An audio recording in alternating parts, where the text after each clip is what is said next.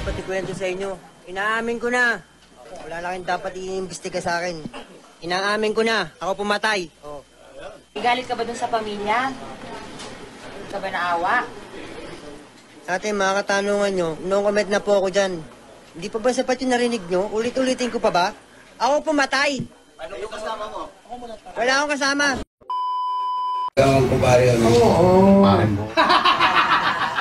Nagpapasalamat nga si Bautista dahil hindi siya nasugatan ng atakihin ni Valentino. Kita nyo yung CCTV, talagang tinagayo, no? Malakas po yung guardian angel ko sa likod. Nakita ko, ginanon mo eh. Saan tumama yun? Hindi, baliktad yung baliktad. Kabaliktad.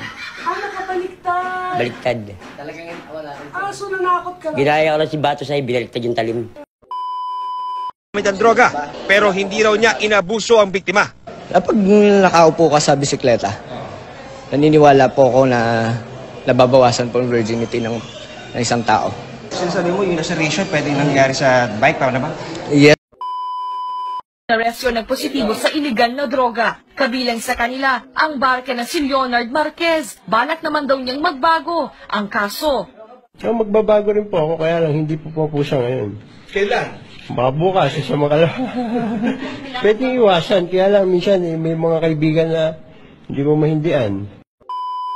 Barangay Tanod. Dito na nadakip ang suspect, pero nagmamang-maangan pa ang kumag. Tulog po ako. Siguro, umiral siguro yung kadimonyo ng aking kamay, gumalaw. Pero aminado ito na gumagamit siya ng ipinagbabawal na gamot.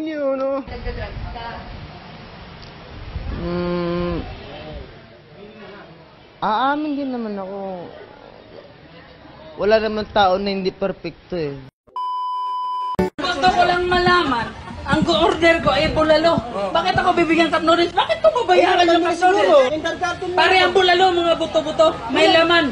Pare, sinusutot ang bulalo, pare. Ang cup noodles, pare, noodles. Noodles, pare. Bigyan yung cup noodles. Saan yung iba? Bigyan yung cup noodles to kung paano nasututin yung cup noodles. There's a lot of things you can do about money earned from that. Kush 1.5 M per kilo.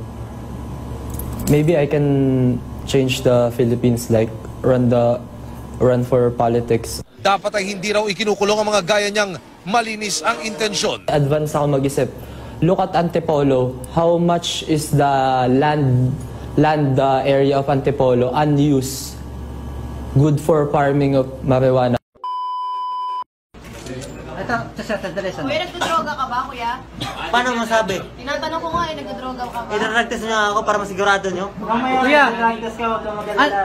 Kuya, anong style ba yung buhok na gusto mo sanang Gusto ko kalbo, kaso lang hindi marunong yung nagugupit. Hindi marunong. Magkano binayad mo? Walang bayad-bayad yung kaibigan ko yun. Kaibigan mo. So, mabilis ang gupit yan. Paano mo nasabing mabilisan? Kasi, ayan o, di ba? Nakatulog na nga ako sa sobrang tagal, paano mo nasabing mabilisan? Uka-uka eh. Galit ka ba? Eh, hindi po. So, hindi ikaw ang sumaksak. Linawin na natin, hindi ikaw ang sumaksak. Eh, paano ko naman aminin yun? So, nagsinungaling ka na hindi ka ikaw. Nagsinungaling ako na ako yung sumaksak dahil nasasaktan na po ako eh. Tingnan mo.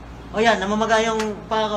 So namamaga. Tingnan mo yung pusas ko. Okay, ayan. Tingnan mo, ngayon lang nilulugan. Ikaw sa sarili ko. Yung buhok. Yuko ka. Yung buhok, ayan, hindi pa tapos. So, ayun sugat-sugat pa. Yuko pa, patingin nga, kuya, patingin mo. So, yun hindi pa tapos yung buhok Bumata ka ba, kuya? Gumamit ka? Gumamit? Oo. Bakit mo ba akong tanungin? Dapat drug test mo na lang ako para masiguro mo. Mamaya ita-drug test ka. Ikaw talaga. Hindi mo na makikita sa sarili yung pangangatawan ng tao, sa mukha ng tao.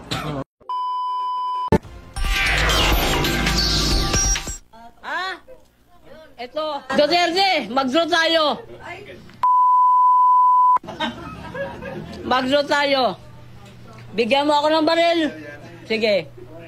Walang problema. Ba't ako matatakot? Ito ang hamon ng lasing na si June Calumpiano kay President-elect Rodrigo Duterte. Ako nahuli dahil lasing ako.